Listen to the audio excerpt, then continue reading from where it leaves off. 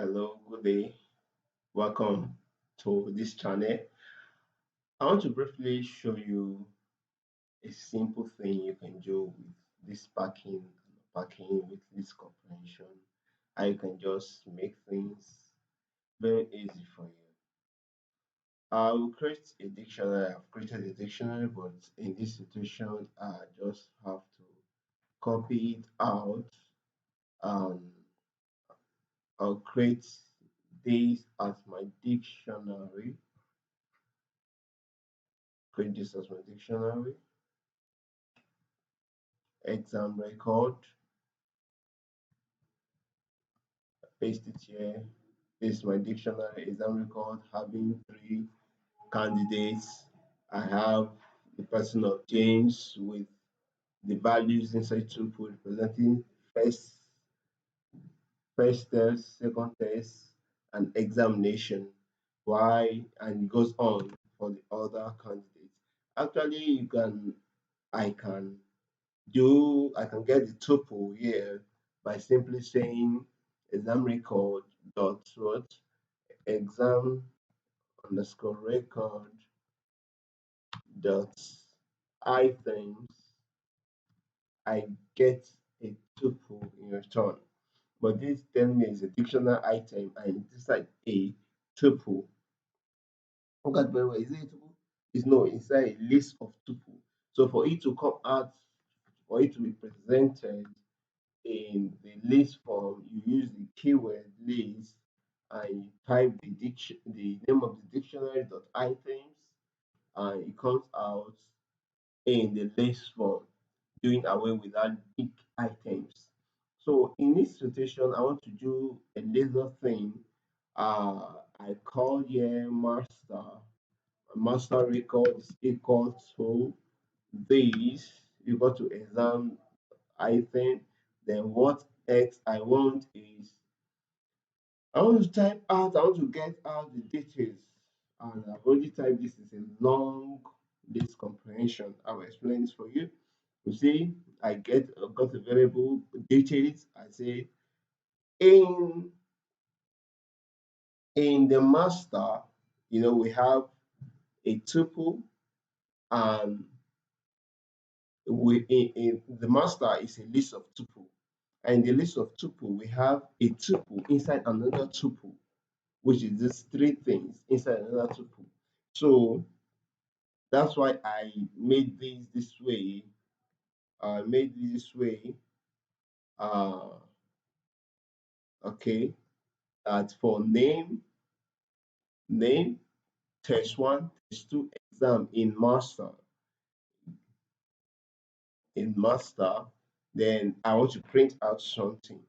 I print this name had so something like James had this the value of test one and test two in assessments in continuous assessment was scored dash the exam score in exam. The total score is what? How can I get the total score? I can simply get the total score by doing sum list. So if I want to get the sum, I'll make use of the sum keyword. And remember, the sum keyword takes two arguments, just two. So, but or if there are more than two arguments, you put it in an iterable. So, and I have three things I want to sum together. How will I do it? I have to put it in an iterable. So I use S1, S2, and exam. I close my iterable. This is a list. I get this. So what will this print for me? It will print for me words. It will print for me. I close my print. So I close my print. Then what will it print for me? It will print for me and come let me add a new line character and close it back. So what will it print for me? It will print for me the name and the scores with the total. Then it will do so for the items in this master, which is a list of tuple. Then you see there, James had 19 and 7 in continuous assessment, but scored 54 in exam. The total score is 80. That is just a simple way of doing this. If we were to use a for loop, you see we have gone through a lot of processes that will be confusing.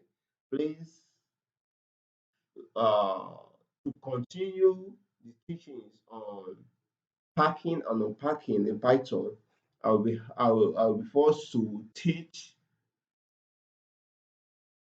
classes or what I call methods, functions. Sorry, what I call functions. I will be forced to teach functions. So for that reason, I'll put a hold on part three of packing and unpacking.